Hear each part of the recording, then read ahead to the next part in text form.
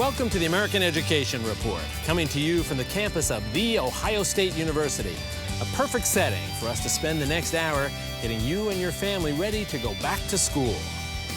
Hello, I'm Jack Ford, the executive editor of American Ed TV, the only media company that follows the stories, personalities, and trends from the world of education. Every year, your child's educational experience changes. So we're here to help you work through issues such as pre-K choices, technology advances, and the shifting focus of engaged learning. So here is what you can expect from this edition of the American Education Report. Meet 3 school district leaders who are making bold moves to improve student achievement and how going digital is helping them to truly engage their students. Plus, we talk with an American hero, John Glenn, and hear how education impacted his life. And as always, you can share your education story with us by following us on Twitter, Facebook, and our YouTube channel. You may have heard the expression that everything you need to know you learned in kindergarten, or that middle school is the last best chance to affect change in your student, or perhaps your teenager is starting to stress over high school. Well, as you prepare to send your children back to school, we thought we'd provide you with some tips to help all of you navigate the upcoming school year. So as your children head to elementary school, here are some tips about ed tech. What will be provided to you at school should be computers, tablets. Also, you're going to want online check-in so that you as the parent can check on the assignments that your children are dealing with. As you look at the emotional component of elementary school, a couple of things are important. Make sure your child gets sleep and make sure it's a routine. Make sure your child gets breakfast to start off the day, and make sure that both you and your child bring a sense of positivity to the classroom. When you're talking about equipment for elementary school, you need the lunchbox, you need a sturdy backpack, you need crayons, art supplies. Oftentimes, a prepackaged supply kit from school will help make that all easy. As you move into middle school and you take a look at the ed tech, things are going to be upgraded. Calculators will be especially helpful for you. The emotional component of middle school is essential. Once again, positivity for both you and your child. Take a walk through the new building so you know where they are going and they know where they are going.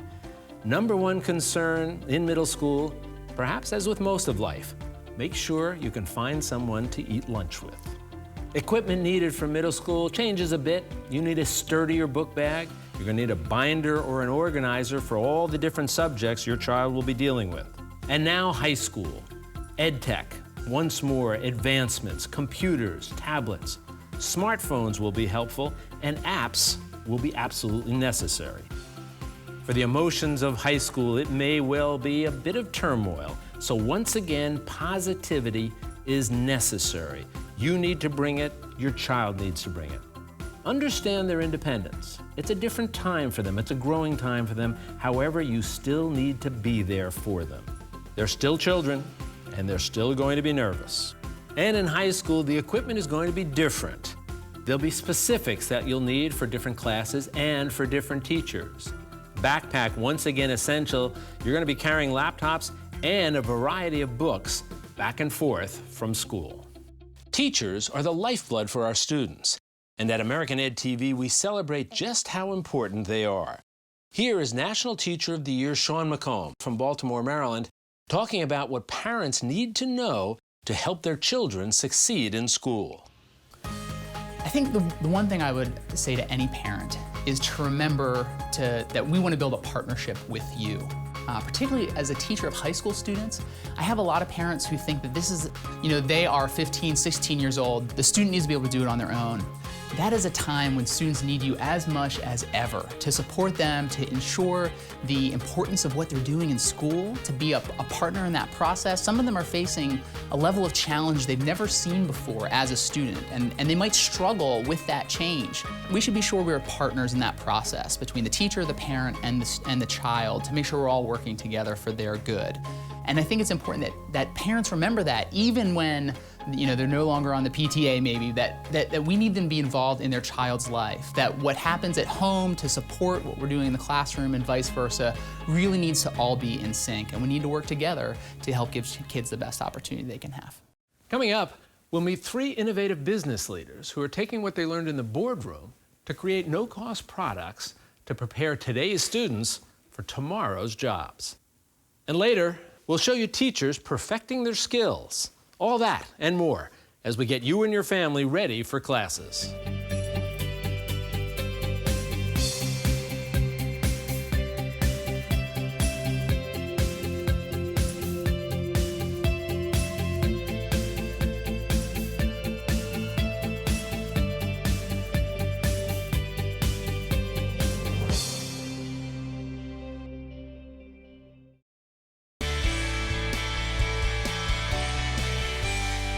Running a school district is one of the most difficult jobs in America. A superintendent has to start with a great vision, get buy-in from staff and students, and then come up with exceptional results. Along the way, have to engage students who are learning in a way that's very different from the past. Today, we'll hear from school district leaders on how they're creating modern digital environments to prepare today's students for success beyond the classroom, and why the technology alone can't transform education.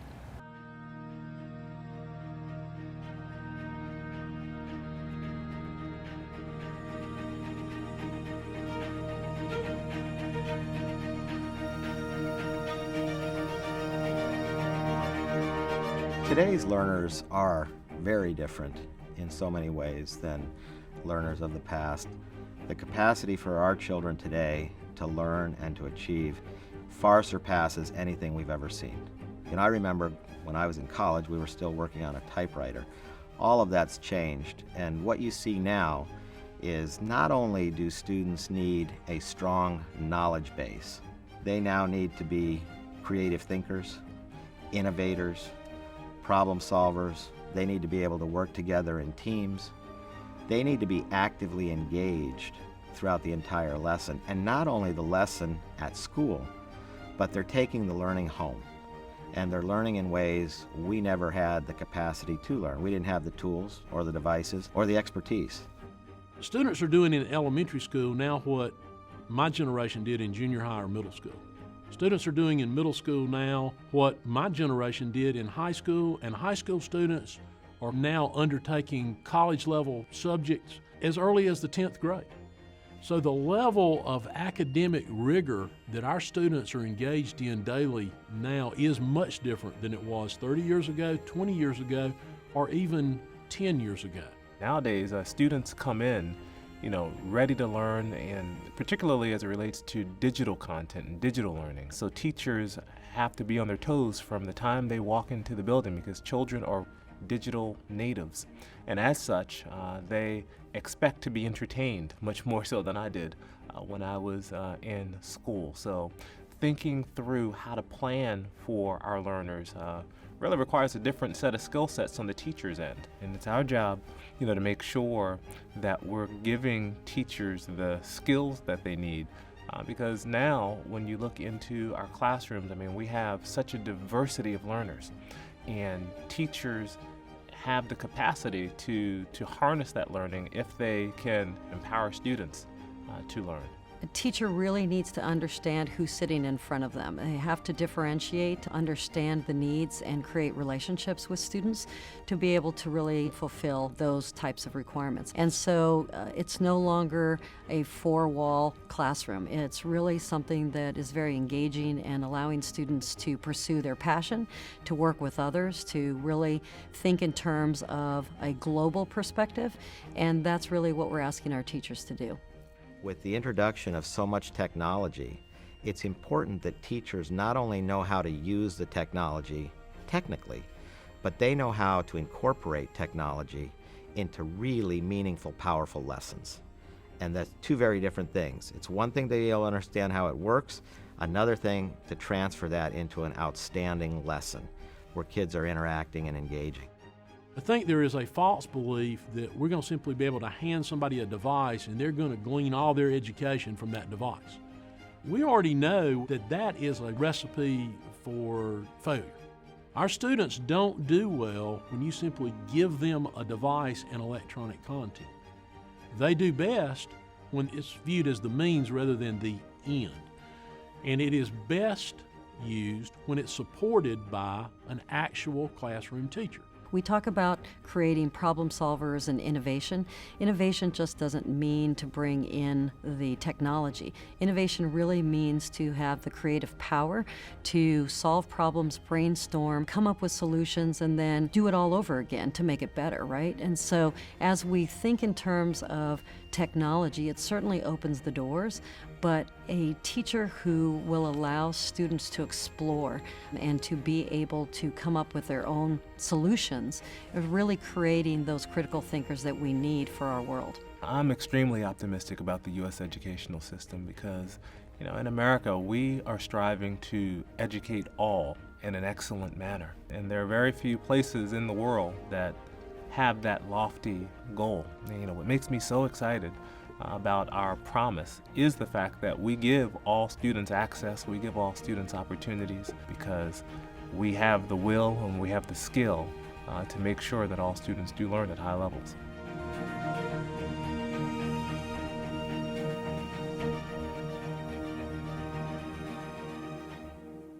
One thing hasn't changed. Effective teachers who have a great curriculum, rich content, and strong resources can have a significant impact on student achievement. And districts around the country are learning that when they combine professional development with dynamic digital content, they're finding exceptional returns on their technology investments. When the American Education Report returns, a true American hero, John Glenn, shares the secret of his success and who his favorite teacher was. Every minute of every day, math touches us, influences us, and shapes us. How do we motivate students to make sense of their world using math? With questions that inspire, discussions that stimulate. At Discovery Education, we capture that excitement and bring it into the classroom with Math Textbook. This is their world, and these are problems worth solving. Everybody knows that the 1990 team was the best team ever. The Syracuse Orangemen have accomplished three-peat. Gary and Paul Gate were the two greatest players to ever play the game. One of the Gate brothers with a great faith. I think you have to put Coach Simmons' name with them. He's a transformational coach. And trust me, and usually it worked out pretty well. When it was announced that we were going to have to give up the trophy wasn't there. Kind of like the Jimmy Hoffa story. It's buried under the dome. How can you take history away? You can't take that back. It's on TV. Welcome to Creo Studio. So, what is Creo Studio? Creo Studio is a video-based creative arts program using the tablet to make new and creative ways to express yourself through art making. World-renowned artist and designer Paul Hamilton teaches you how to express yourself more creatively. And the Creo team teaches you all the tools you need to make meaningful art. Go to creostudio.org today and order yours now.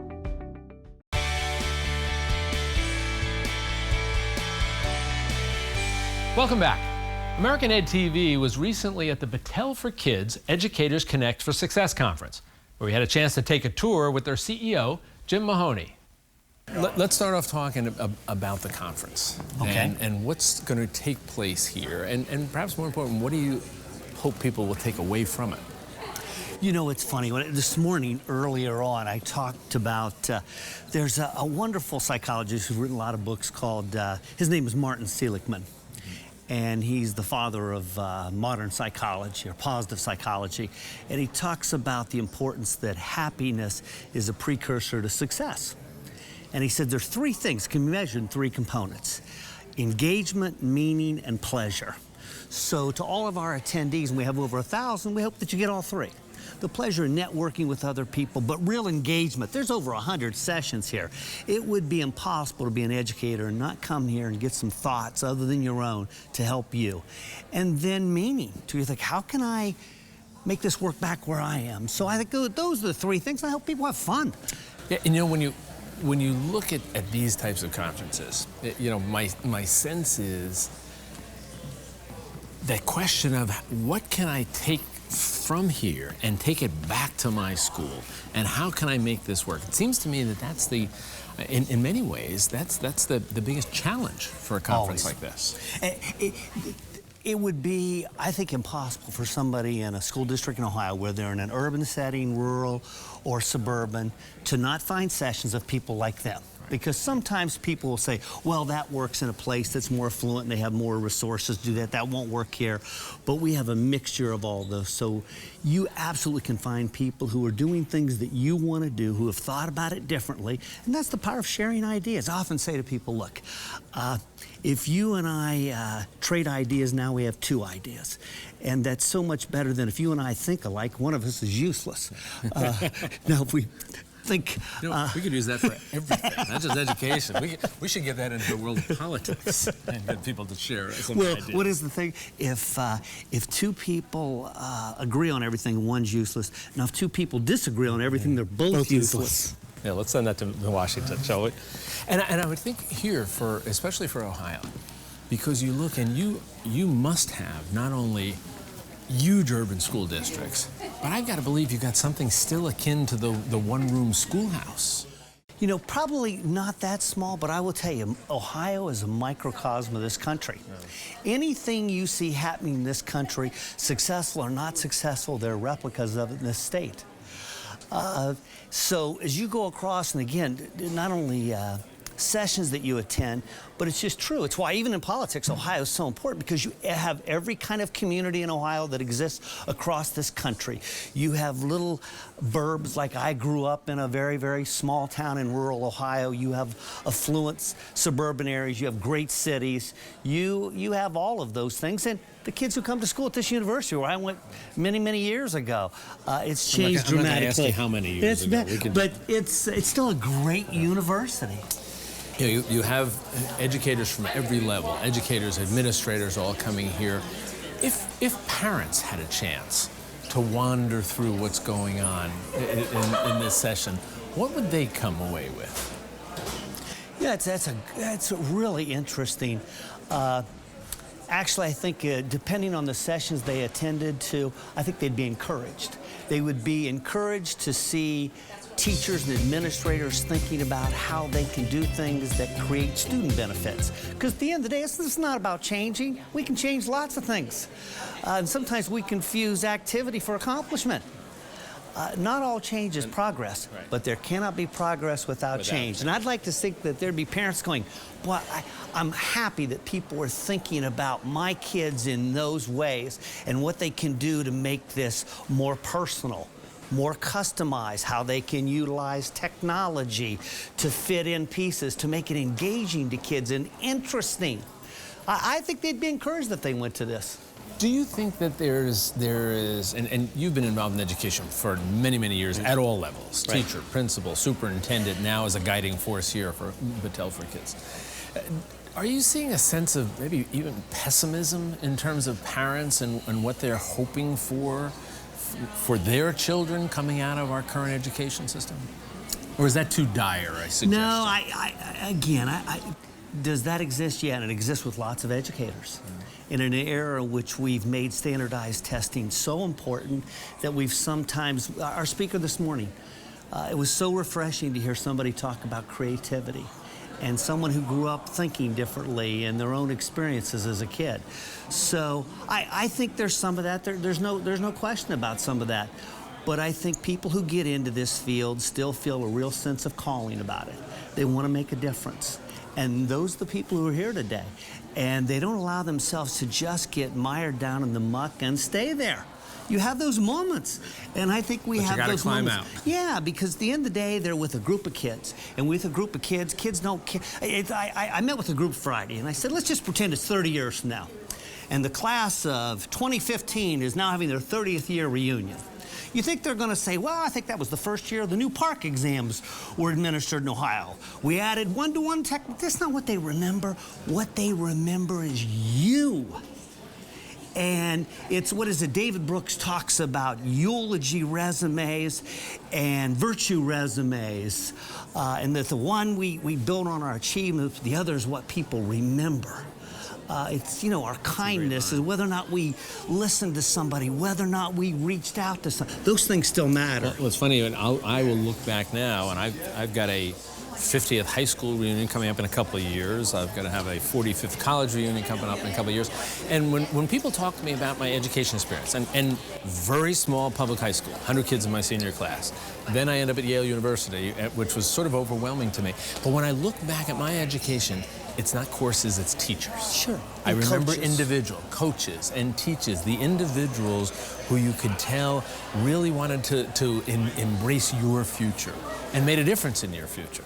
And I guess that's part of the message of something like this. And that hasn't changed. That part, the tools have changed, and you and I are very much in the same ballpark of graduation and all those things. And that part hasn't changed, so that people remember who you were and what you stood for. So the other things, we're helping change techniques, because the techniques are different. And there's things, I look at my own grandkids. One of them the other day, the iPad goes down and it turns black on the screen. I said, I don't know what to do. And she looked at me, she goes, you just need to reboot it. And I'm looking at this 4-year-old and I'm thinking, that wasn't even a word. I know. And now I have somebody routinely tell me to reboot it. Her tools are going to be different. But the genuineness, the care, the genuine interest somebody shows her, that will matter. When the American Education Report returns, meet 3 innovative business leaders who are taking what they've learned in the boardroom to create no-cost programs to prepare today's students to compete for the jobs of tomorrow.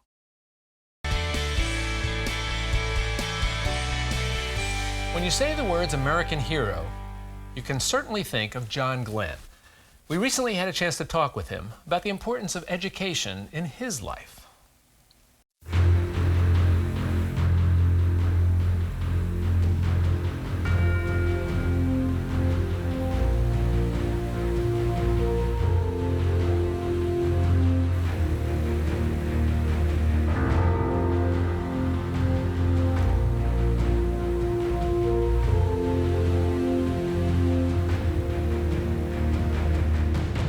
Well, Hartford Steel taught us a course called civics then, and I guess some schools still call it that. It's the study of government and politics, and he just made it come alive.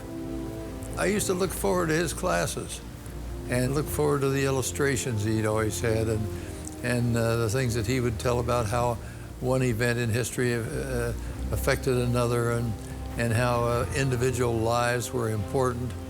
And from that time on, I was always interested in government and politics and never had any idea that I would be able to run for high public office myself. But later on, things worked out, so I was able to, and spent 24 years in the U.S. Senate. And all through that time, Hartford was a reference for me and a counselor, and through many of those early years in politics, he was still alive, and he had retired by that time, but I used to call him and talk to him about some of these things, and he was just as full of advice in those days as he had been when I was in my school years. So, but his impact is illustrated behind me here with the different layers of my life, if you want to call them layers, different early life and midlife, and Marine Corps and space program, and later in the U.S. Senate. And the viewing port that goes through from out on the outer level goes clear through and shows his picture on that silver post in the middle, engraved into the metal. And his effect was engraved into my life just as much as teachers today engrave the lives of their students by the excellent job they do.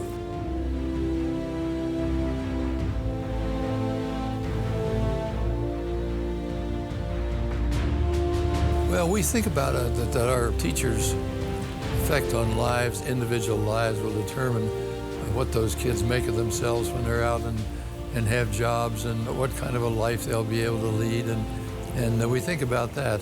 But on a bigger picture, a bigger scale, think about what this does for our country. If we have excellent young people coming out with an interest in government and politics and what's going on in the world and keeping up with the issues, and it influences the direction this whole country can go in the future. So that's the importance of the work that you're doing in teaching. It can't be overestimated.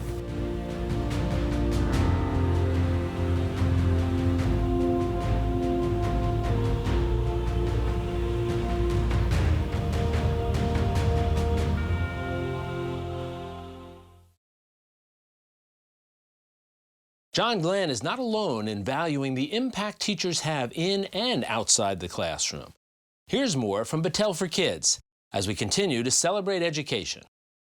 If you look at things, and as you said, the change has been the terminology, change has been the technology, right? But it seems like the one constant is the educator.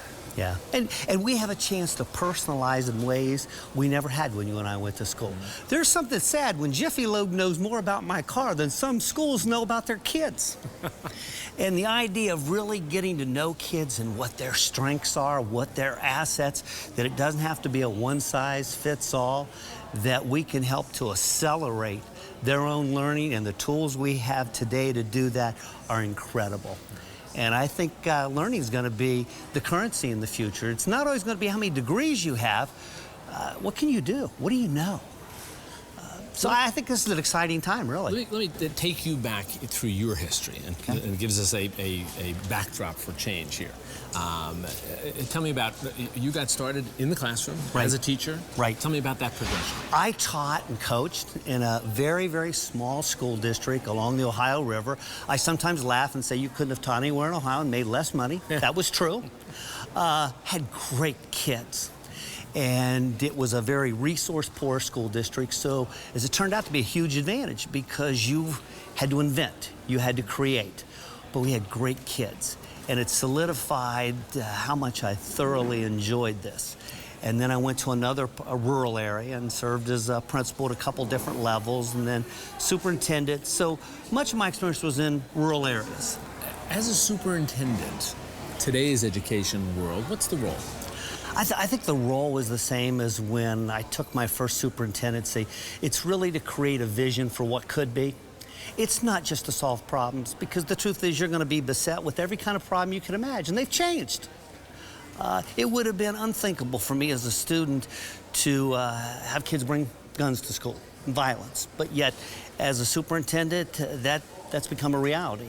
But I think the job still is to see past that. It's not to ignore those, but it's more than solving problems. It's to create a vision for what could be for your kids, because you're preparing them for a world that is different than the one you're living in. So you know, as a metaphor, I think the school superintendents to plant shade trees for shade they're never going to enjoy. That's a good way to look at it. If you look at the current role of a school superintendent, are they almost forced to give up their capacity as an educator and to become purely an administrator? Yeah, there's a part of it because there are realities to it. And school funding and governance and all those are real issues. But I think the good ones figure out ways to make that work, but not at the expense of being able to anticipate tomorrow for their kids and begin to plant seeds for programs, for ideas that would help their kids to grow and become. And that's not to put aside all those other things. In your parlance in football, it's like you're thinking about 3 plays away too, not just the immediate play. So I think that's what the good ones do. Good to hear. There's a lot going on here, so let's you and I go visit some of this stuff.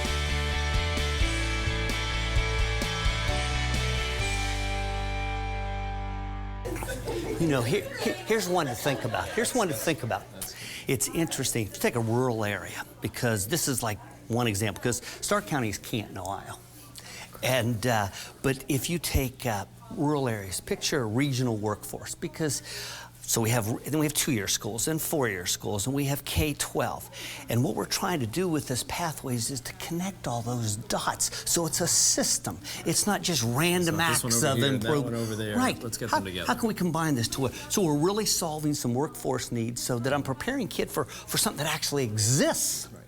Because you and I talked about when we were in high school, and we're the same year, you were prepared to go to college, or good luck, we'll see you, have no idea what you're doing, but in the area I grew up, people went to coal mines, they went to aluminum plant, as steel workers. I did that in the summer, but it worked out because there were jobs. And in a world today, I often say this, that then we built vocational schools, and then we taught the best and transported the rest. And today we need to teach the rest as if they were the best, because those workforce needs are every bit as challenging as what's going to take to go to a 2-year school and a 4-year school, and we need everybody. And we've got to get to this notion that it's kids have different assets, they have different interests, but intelligence is malleable. And to have a growth mindset that, in fact, I am going to help you learn this. And we're going to, you think about this. I use one example. One time I walked in the high school and an English teacher had a bad day. She walked out, it was about 2 minutes before the bell rang. She goes, "Oh, these kids just aren't motivated." Now, I don't know what had happened, but I said, "Look, I know you've had a bad day, but I'll tell you what, 2 minutes when this last bell rings, I want you to watch these kids go to the parking lot. And I want you to tell me they're not motivated. It's the antecedent to what? And the degree to which we can make it relevant to their lives, interesting, and they can see a line of sight to a job, to something that they can contribute to help them have productive lives. That's what engages kids. That's what these pathways are aimed at. So it's not just random. Yeah. Well, you know what? This is a fascinating conference. You can feel the sense of optimism here, and once again, Battelle for Kids doing a wonderful job. Hey. Jim, thank you, buddy. Thanks, Jack. Appreciate it. Coming up, we'll meet 3 innovative business leaders who are taking what they learned in the boardroom to create no-cost programs to prepare today's students for tomorrow's jobs.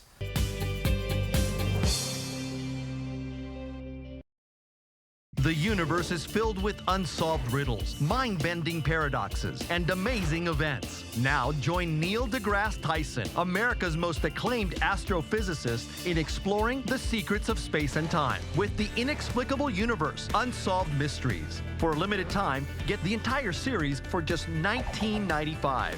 That's a $100 value for just $19.95. Call now or visit thegreatcourses.com/TV offer. Every minute of every day, math touches us, influences us, and shapes us. How do we motivate students to make sense of their world using math? With questions that inspire, discussions that stimulate. At Discovery Education, we capture that excitement and bring it into the classroom with Math Techbook. This is their world, and these are problems worth solving.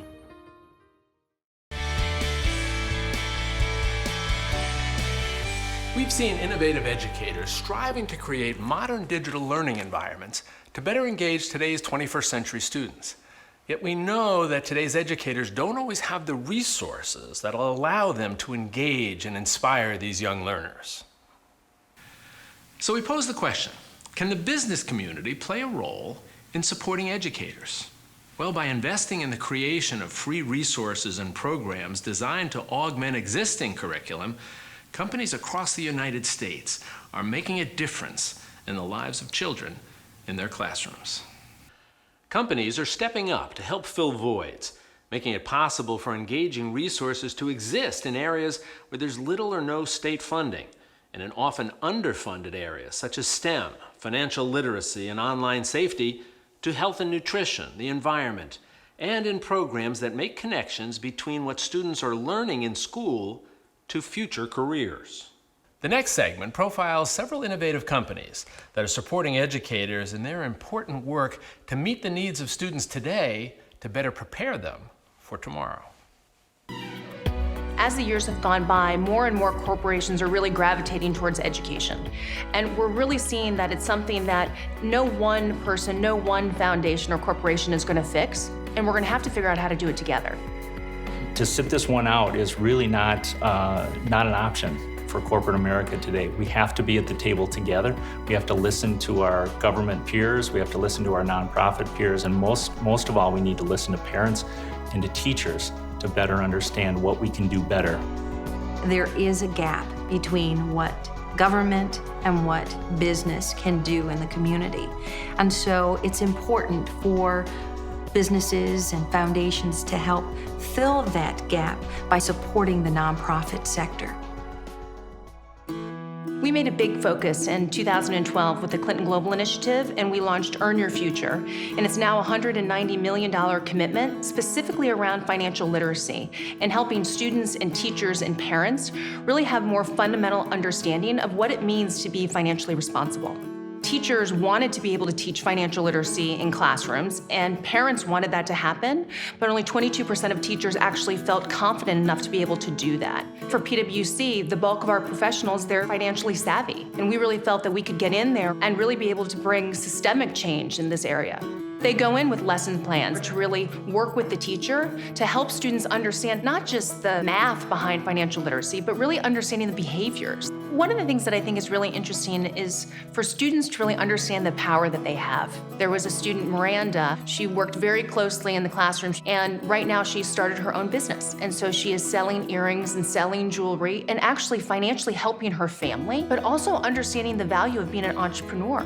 Educators really are the foundation of how our students learn. They're the ones who are in the classroom day in and day out. The teacher is the real hero, because without them, we could not really look to the future about who is going to lead, who is going to be the next person to be the president, to be a CEO of a company. It's a teacher that's going to get them there. The foundation was founded in 1998, and since that time we've invested over $85 million in workforce development and STEM education programs in the United States. In today's world, you absolutely have to be comfortable with understanding the basic concepts of science. We have a program called Siemens Science Days, which we operate in conjunction with Discovery Education to ensure that young kids, elementary school and middle school kids, are exposed to science education and have an opportunity really to get their hands dirty and understand science from a rigorous and fun way. Our program that we are most known for is the Siemens Competition. The Siemens Competition is really the premier competition in math, science, and technology in the U.S. today, and it's a program that we run for high school students. We're absolutely committed to making sure that the best and the brightest students play a role in continuing to bring forward innovative technologies that serve the world. That's really what this program is all about. If in 5 to 10 years, we can know that through Science Days and other programs that we have played a role in making sure that every young person, every elementary and middle school student in the United States is exposed to hands-on, rigorous scientific investigation and has that passion and that curiosity, whether or not they go into a STEM career, that is a great vision, and that's part of what we set out to do. The number one focus area is youth and education. I think that any corporation needs to begin to focus here because it's about the future. Pepco Holdings, we've been operating in the different markets for more than 100 years. And I would say we've always had a focus on the community, and education has always been a part of our focus area. The Pepco STEM Club is a partnership that we have with Discovery Education, where they provide the digital curriculum, and we then provide the STEM Club opportunity to the Boys and Girls Clubs of Greater Washington. Within the Boys and Girls Clubs, you have staff members who really act as teachers. And so they help the students to do the experiments on energy and infrastructure. What's so special are the success stories. The kids didn't know that learning about science could be so much fun, and that's really encouraging. This is a long-term program, the way that we see it. We rely heavily on the nonprofits that we work with, but it's a collaborative effort. It's not just about what we do, it's what we do together to encourage. In short, the STEM Club is wonderful because we know that we're making a difference in the lives of many of the students out there. These types of private and public partnerships with educators are preparing all of our children for college, career, and citizenship. Our thanks to Discovery Education, a trailblazer in digital teaching and learning, for helping us salute these innovative leaders. Welcome back to the American Education Report. We've talked with you about getting your children ready for elementary school, middle school, high school, even college. Now, take a look at this if you want to continue learning for the rest of your life.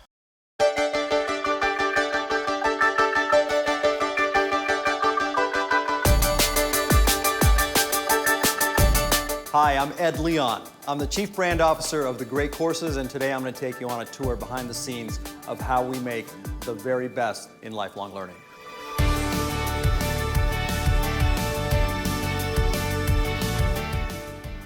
Here, let me show you Studio A. This is where we shoot a great deal of our courses. Come on in.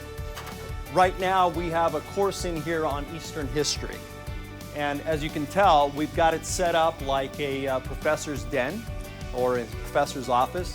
Every course gets a unique art design that kind of goes with the content of the course. Here I'm standing where a Great Courses professor would stand to deliver their course. You can see that there are cameras here.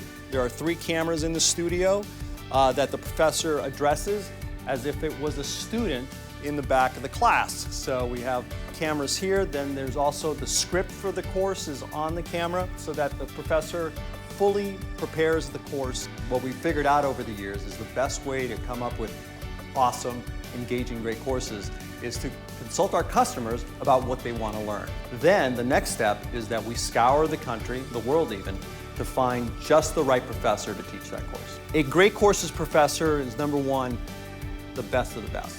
They're passionate about their subject area. They're completely knowledgeable in their subject area.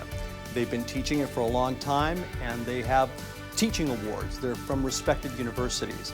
At the end of the day though, what makes them a Great Courses professor and therefore one of the world's greatest professors is they have a unique ability to get that material and that content across the camera lens and into your heart. We have courses in science, in philosophy, in theology, in self-improvement, history, literature. I mean, it's the entire gamut of what you can learn. We have over 550 courses at the Great Courses. So in our library, there is nothing that you will not be able to find and enjoy learning. For us, lifelong learning is pleasure learning. Learning that doesn't require a schedule, there's no tests, there's no pressure, there's no homework, all of the stressful items related to education, just the pure learning and the joy and the thrill of discovering something new. All right, there you have it. Quick tour of the Great Courses, empowering lifelong learning for over 25 years. I hope you had a good time. And remember, you can always learn more. That does it for this special edition of the American Education Report. A reminder, for more, you can go to AmericanEdTV.com and subscribe to our YouTube channel. And for breaking news, be sure to follow us on Facebook and Twitter. And a special thanks to our friends here at The Ohio State University. I'm Jack Ford. Thanks for joining us.